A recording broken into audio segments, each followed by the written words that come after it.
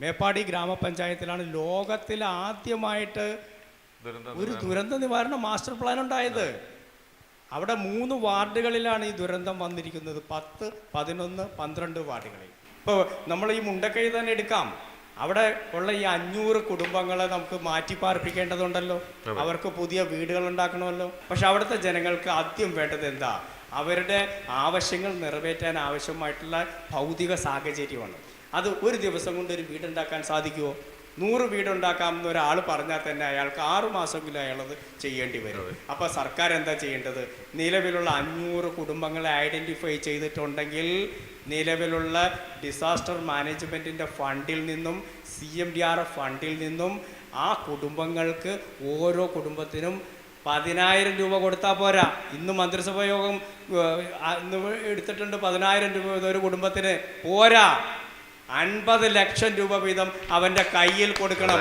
അവനത് കൊണ്ടുപോയി ഇഷ്ടമുള്ള വീട് ചെയ്യട്ടെ, ഇഷ്ടമുള്ള തൊഴിൽ ചെയ്യട്ടെ. 6 സംസ്ഥാനങ്ങളിലാണ് പശ്ചിമഘട്ടത്തിൻ്റെ നിലനിൽപ്പ്. അതിൽ കേരളവും കർണാടകവും വലിയ അനാസ്ഥ കാണിച്ചിട്ടുണ്ട്. കേരളം എന്തിനു വേണ്ടി ഈ ഗാഡ്ഗിൽ റിപ്പോർട്ടിനെ തള്ളിക്കളഞ്ഞു? കേരളം എന്തിനു വേണ്ടി കസ്തൂരി രംഗൻ റിപ്പോർട്ട് 2ാമത് വരാൻ വേണ്ടി കാത്തിരുന്നു? അത് ചോദ്യം ചെയ്യപ്പെടേണ്ടതാണ്. ഉണ്ടായ ദുരന്തത്തിൻ്റെ 1-2 ലക്ഷം ഇരട്ടി വലിയ ദുരന്തവും ലക്ഷക്കണക്കിന് ആൾനാശവും വരാൻ സാധ്യത ഏറെയുള്ള ഒരു ജലബോംബാണ് നമ്മുടെ മുമ്പിൽ, നമ്മുടെ തലയിൽ നിൽക്കുന്നതെന്നുള്ള ബോധ്യം ജനങ്ങൾക്ക് വളരെയധികം കൂടുതലായി.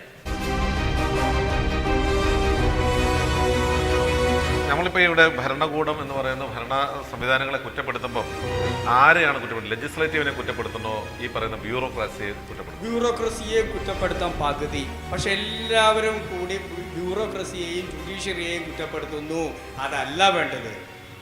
പൊളിറ്റിക്കൽ ബ്യൂറോക്രസിയെ കൂടി ഉൾപ്പെടുത്തണം.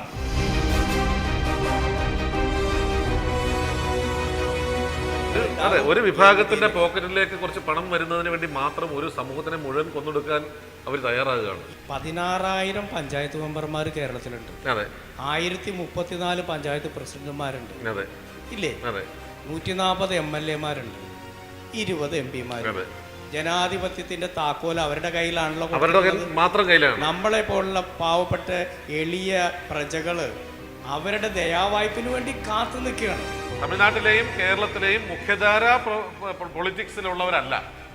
ജോലിയും കൂലിയും ഇല്ലാത്ത പാർട്ടി പ്രവർത്തകരുണ്ട്, എങ്ങും എത്താത്ത പാർട്ടികളുണ്ട്. അതിൻ്റെ ആളുകളായിട്ടുള്ള ചില ആളുകൾ ഈ ഒരു സാധ്യതകൾ വളരെയധികം ചൂഷണം ചെയ്യുന്നു. ഇതിൽ ചൂഷണമാണ്. അതെ. ഇന്ന് ഇത്തരമൊരു കാര്യത്തിൽ ഇത്രത്തോളം അവഗണന ഒരു ജനാധിപത്യ സംവിധാനത്തിൽ ഉണ്ടാകുമ്പോൾ അത് എങ്ങനെയാണ് പൊതുജനങ്ങൾ നേരിടേണ്ടത്? സാധാരണക്കാരന്റെ ജീവൽ പ്രശ്നങ്ങളാണ് മലനാട് TV ഇന്ത്യയുടെ വാർത്താ ചർച്ച. സാധാരണക്കാരന്റെ ജീവൽ പ്രശ്നങ്ങൾ അധികാരികൾക്ക് മുൻപിൽ എത്തിക്കാൻ ഞങ്ങൾ പ്രതിജ്ഞാബദ്ധരാണ്.